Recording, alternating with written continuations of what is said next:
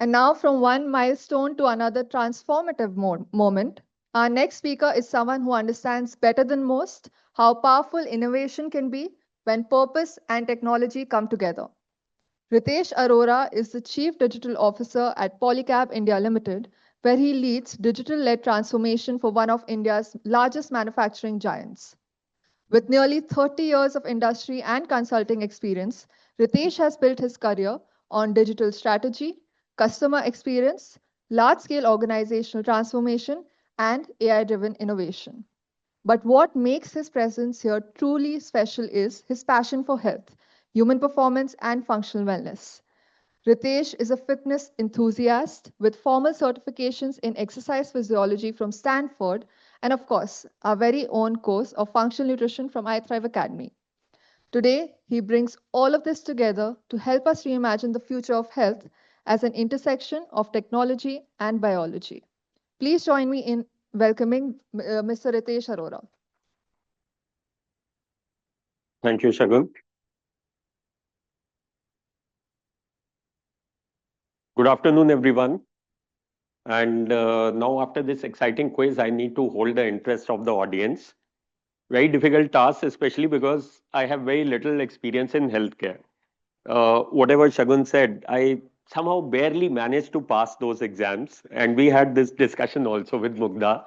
So that is disclaimer number one, that I'm not a healthcare expert. So uh, I may not be able to answer your healthcare related questions. I can address AI related questions.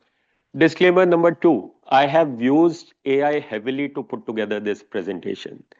And though I have taken a lot of care to ensure that there is no hallucination, data is on point, uh, but still AI hallucinates. It spits out incorrect data. So don't take it as a Bible. Do your own research. And then you might feel that if I am giving a disclaimer that this presentation may be wrong, I don't know anything. What the hell am I doing on the stage?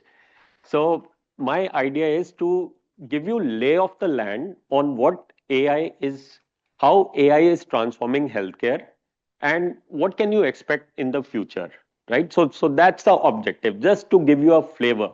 And there is so much that is happening. By the way, AI in if I talk about AI in various industries, healthcare is the biggest spend for AI.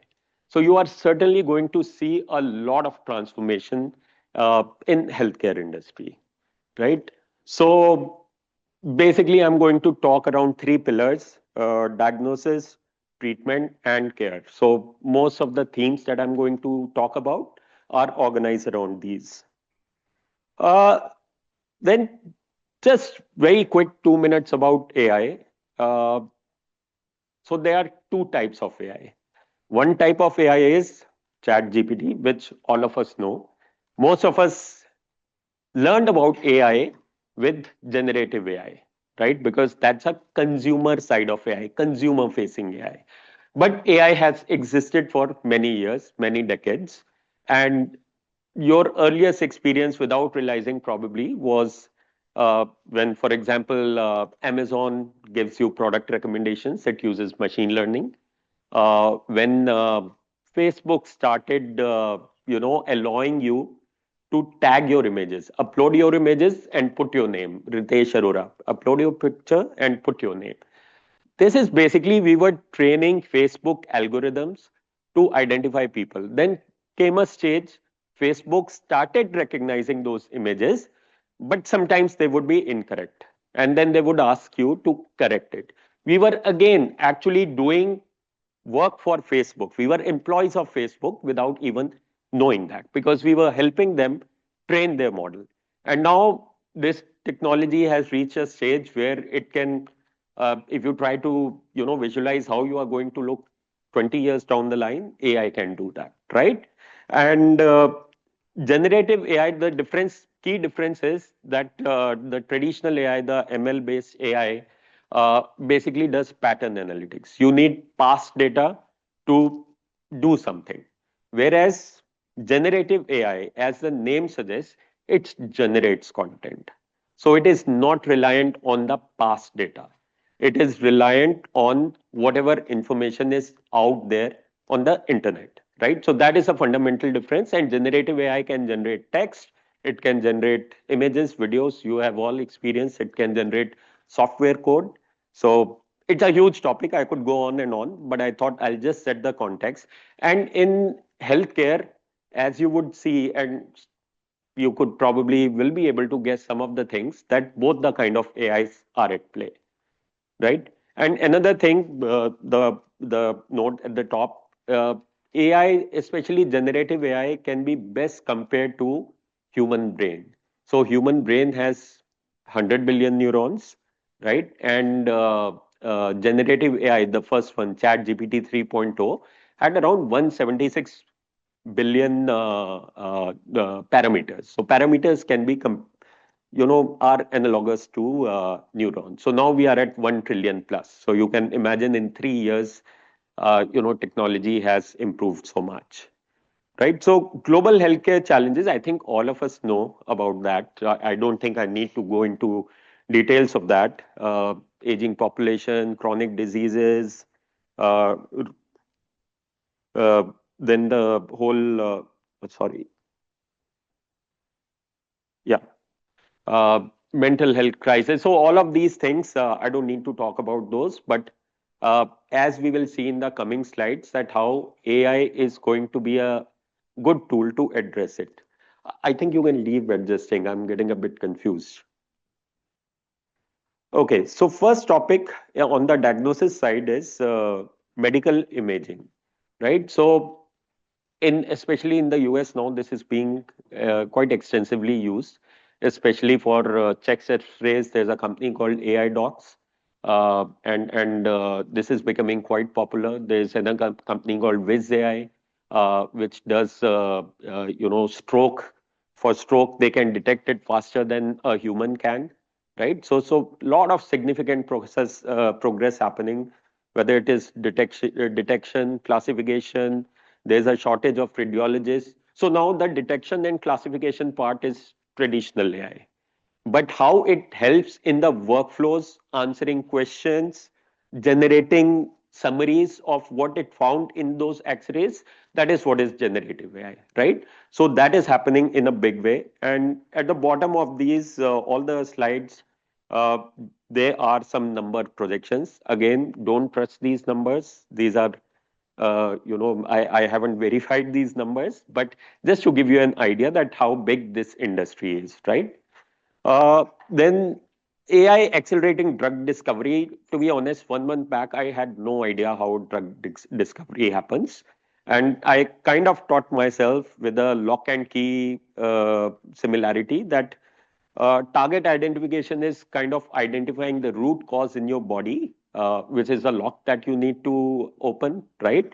And then lead discovery is the compound that you want to discover, right?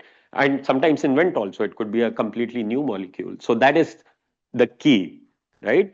Then drug design and optimization, which is again part of that. And then predictive admit and toxicity is the key thing. So it is like simulating a key, a virtual lock and a virtual key, and seeing if that key fits in the lock. So that is what it does without risking any patient's life or clinical trials going bad. It does that job, right? And after that, clinical trial optimization, which means finding the right kind of people who would be most suitable for this kind of a drug, right? That's a very key phase, and that takes uh, a lot of time for people to figure that out. This is what AI does very beautifully, and these people are like the key. And finally, drug repurposing. Existing drugs, can they work for certain kind of root causes or locks? So that is like from a huge inventory of keys, trying to find that if there is an existing key which will fit in the lock, right? So personalized medicine, I think that is something of great interest to all of us here.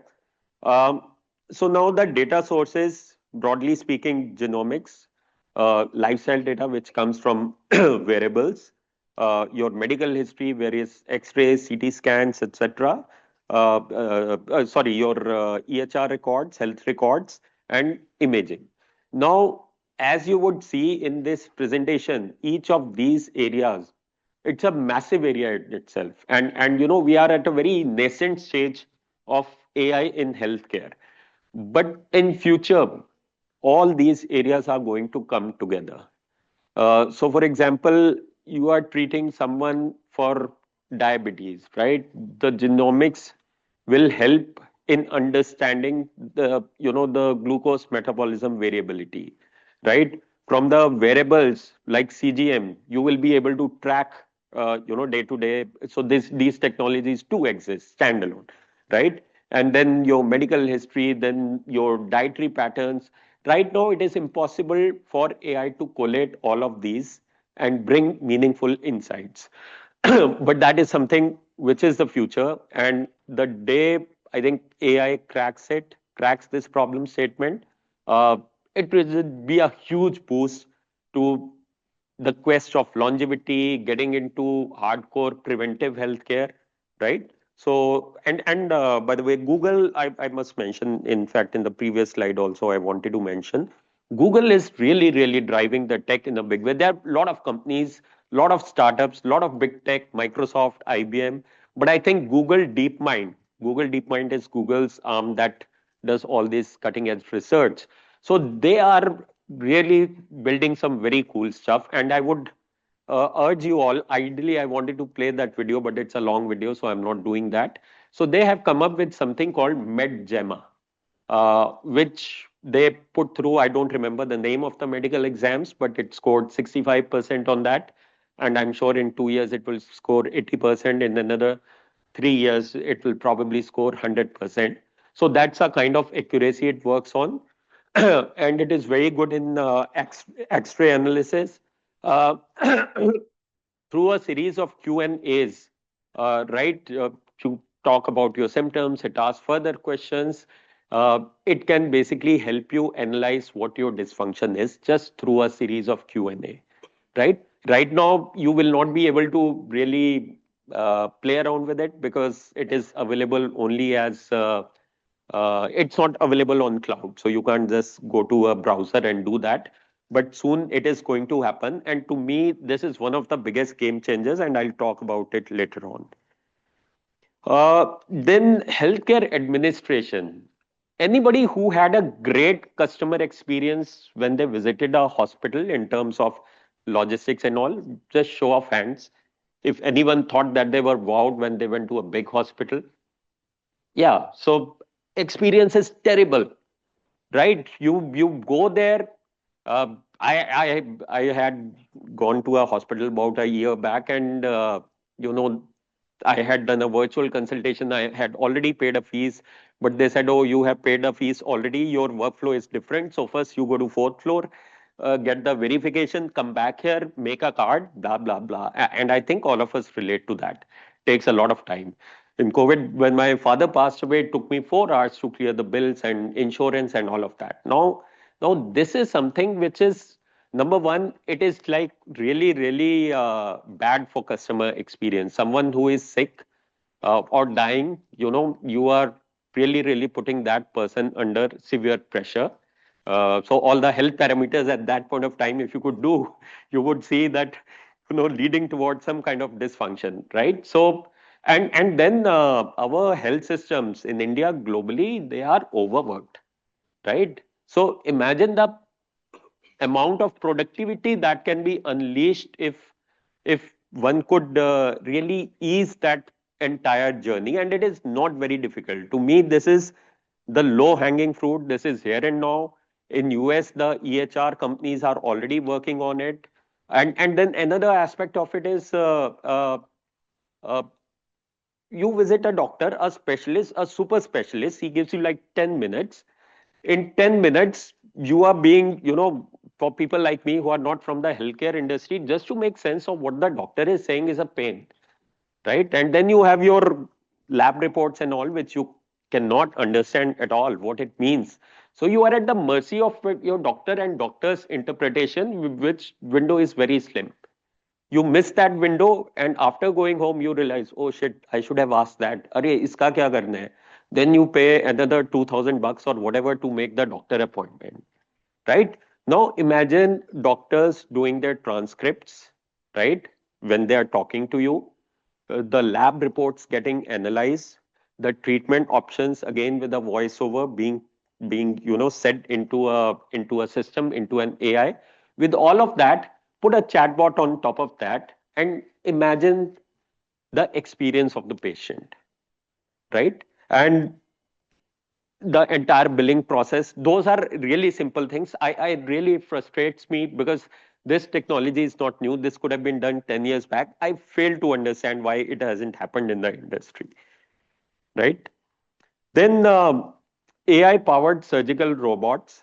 So when you think of robots, don't think a humanoid, that there is no doctor, that there is a humanoid who is going to perform surgery. It's not like that.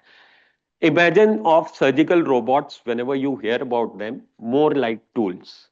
Like, you had scalpels. So just imagine that it's a way more advanced version of scalpel, which a doctor doesn't have to use his or her own hands to operate. Instead of that, they sit in front of a computer console, do very, very precision surgery with minimal invasiveness, with minimal blood loss, and optimum results. So that is what this is essentially about. And there's already, by the way, US hospital chains are really gone big on this, right? And there's one company which is really leading the pack called Da Vinci Surgical Systems. As a side note, I love the idea that they named it Da Vinci. uh, okay, so this is actually the personalized slide that we had already, or we went through earlier. This is a small subset of that, but I thought I'll call it out separately because it's of everyone's interest in this room. So now, there is technology available which can ingest the lab reports from various different kind of labs and analyze it and give the result. Though it is not large spread, you see good results only in US or Europe or wherever. Gut microbiome, I'm sure many of the functional nutritionists who have analyzed it and learned it, I mean, when I did the course with iThrive, and uske baad I got my test done and I couldn't make heads or tails of it. So that is something that it can simplify with image recognition. All your food, and that you see in apps like Healthify and all, that image based diet, that is something possible. And most importantly, you want to create accountability when you are treating your client, right? So with this, I'm going to take some time if it's okay. Yeah. Okay, I'll go a little fast. So net, whatever I spoke about in context of doctors dictating notes and all, uh, and some of these things you can do right now also. You do that with an AI, and you can you can then have your clients talk into a voice agent. That technology will come pretty soon, I'm sure.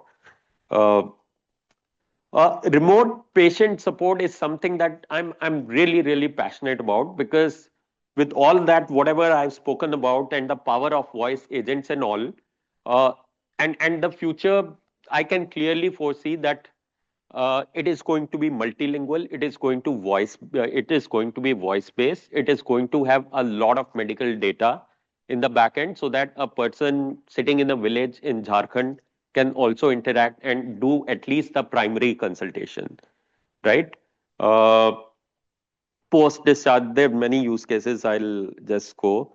Then just a quick word on challenges in this industry. Data privacy is a big issue. AI not hallucinating, that's a quite a big deal. Uh, Regulatory hurdles, AI should be explainable. Uh, yeah, one fine slide, and I'll ignore that Shagun is looking at me. So, because it is of interest to everyone, that what should you do, right? What should you do in this world of AI? First and foremost, don't be scared of AI. It is just a bloody tool that you have to use. Like you use Google, the same way you use AI. Just learn about it a bit more, that what works, what doesn't. Don't rely on it fully. Don't let go of your critical thinking. But I think the most important, in let's say 5 years down the line, I think one of the most important faculties is going to be anyone in the service industry, it is going to be your empathy, compassion, and ability to connect with a human being. So that is going to be something very, very powerful. And with that, thank you. And I must thank Bold.new, who helped me create this beautiful website, Notebook LM, which helped me do all this research in the last 15 days. 15 days back, I didn't know anything about this industry. Now I can speak confidently standing in front of you. LM Studio, because it helped me do a lot of research even while I was offline. And that is my cue that get out of the stage. Thank you so much. Questions. Oh, yeah, yeah. I need AI to answer your questions, by the way. Yeah. Yeah. So this is very interesting.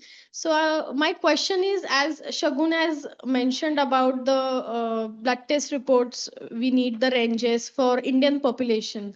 So the current research which is going on is like we are doing from scratch. We don't have many research data.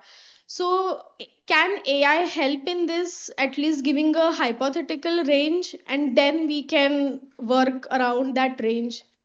Yeah, so I mean, if I can only ask you hypothetically that it is currently possible.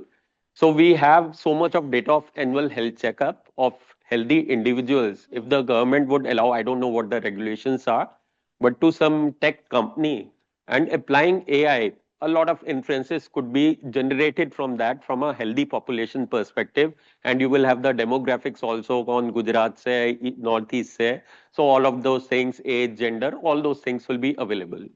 But वो work करेगा नहीं, वो that Bogda can tell. Or Shagun can tell. I wanted to ask, why do we need hypothetical ranges? Uh, See, Western ranges are there, but for Indian population, if we have like from this to this, we can work. So if we get that range, and within that range, if we cross check with our results. I I would think still she vote didn't for mean the range. hypothetical. She meant that whatever existing data is there from Okay, that. Yeah. if you accrue from that. Yeah. Okay. Because if we give the all the genetics of Indians and the data and everything to the AI, it should be able to give us those ranges or what are the deviations from it. Yeah. So Thank can you. I ask? Yeah. Since you are in a digital line, give me one scenario of your own with all these AI tools and you as a individual client. A visual scenario, you after 10 years with all this AI tool available with you. Maybe you can have any visualization of any of your disease kind of issue. Just Yeah. give a beautiful Yeah. where we will be in 10 years' time. 10 years from now, I am traveling in a driverless car. From health point of view. Yeah, yeah, Yeah. I'm coming to that. You said paint a picture. I'm just painting a picture. And I have a wearable device. There are cameras also inside the car, looking at my facial expressions and body and everything. And I have an inbuilt ECG and all kind of monitoring mechanisms. I some of the parameters go out of the whack.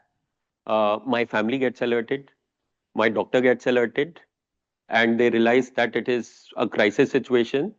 My driverless car, because it's connected to the network, and I have wearable also with the GPS, so my location is detected.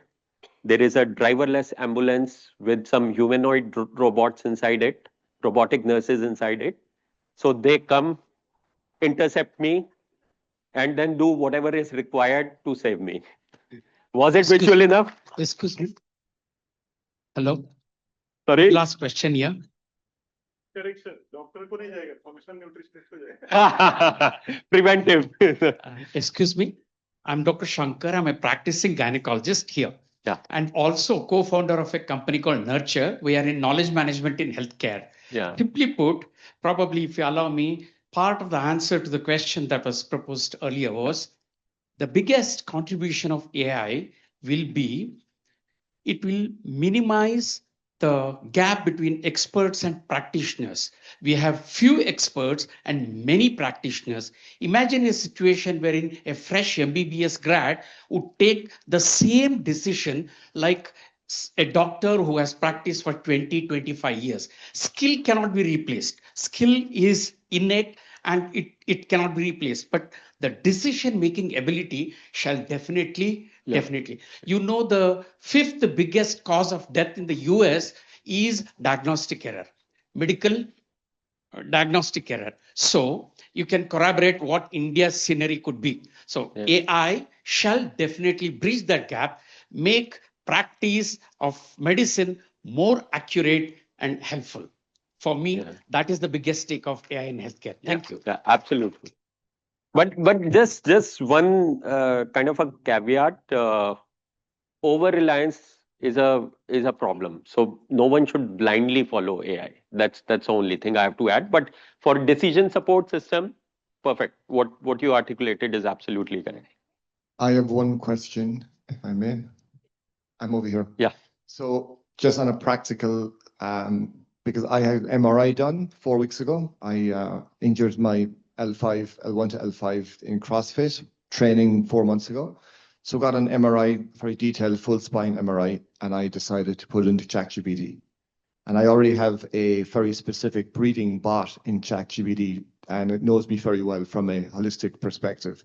So I asked ChatGPT to analyze my entire spine, specifically where the bulging disc was, and to draw up a treatment plan for me within 8 weeks. And what it gave me was quite spectacular, if I'm honest. Now, I did show it to my physiotherapist, and I did show it to my chiropractor, and I have a fascia teacher who I work with, and they were all equally speechless.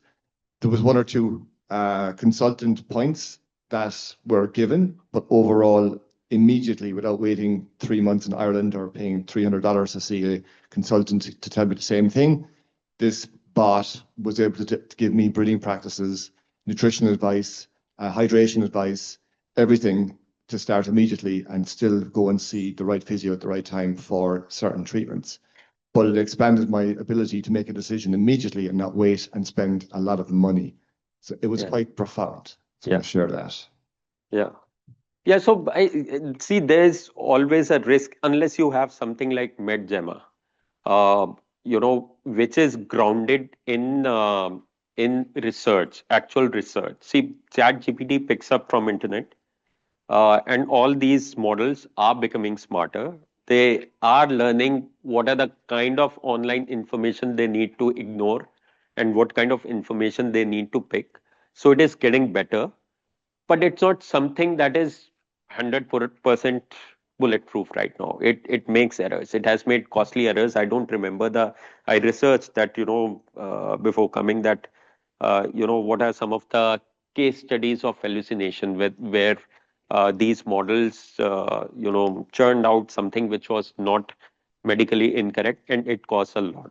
So as an individual, you can do it, but as practitioners, as you can maybe look at it for some ancillary data or information, but unless something which is enterprise grade, which claims that this is the correct information, grounded in correct information, don't use it or don't talk about it with clients that chat GPT ने ऐसा बोला है इसलिए मैं आपको ऐसा बोल I have a Okay.